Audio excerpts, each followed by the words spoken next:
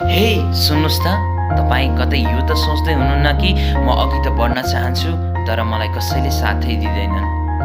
म अघि त बढ्न चाहन्छु, मेरो परिवारले रोक्नुहुन्छ, मेरो इष्टमित्र छर छिमेक समाजले मलाई नाना थरी भन्नुहुन्छ। यस, तपाईँ सही नै सोच्दै हुनुहुन्छ, किनकि तपाईँलाई अरू कसैले पनि सपोर्ट गर्नेवाला छैनन्। बस तपाईँ आफैले मात्र चेन्ज गर्न सक्नुहुन्छ, तपाईँ आफैलाई। यस, र तपाईलाई त्यो जन्मिने बेलामा पनि कसैले साथ दिएको थिएनन्, तपाईँ मर्नुहुने बेलामा पनि तपाईँसँगै मर्छु भनेर कोही आएर तपाईँसँग मर्नेवाला छैन, किनकि साथ दिनेवाला छैनन्।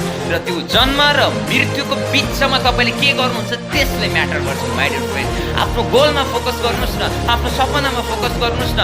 जब गोल पुरा हुन्छ नि, तपाईँसँग त्यो दुनियाँ लम्केर आउनेवाला छन् माइ डियर फ्रेन्ड। हो, दुनियाँ लम्केर आउनेवाला छन् भनिन्छ नि। अहिले देखाउटी हुन्छन्, हुँदैनन् कोही तपाईँको पक्षमा। संसारको सबैजना हुन्छन् जब पुग्छ आफ्नो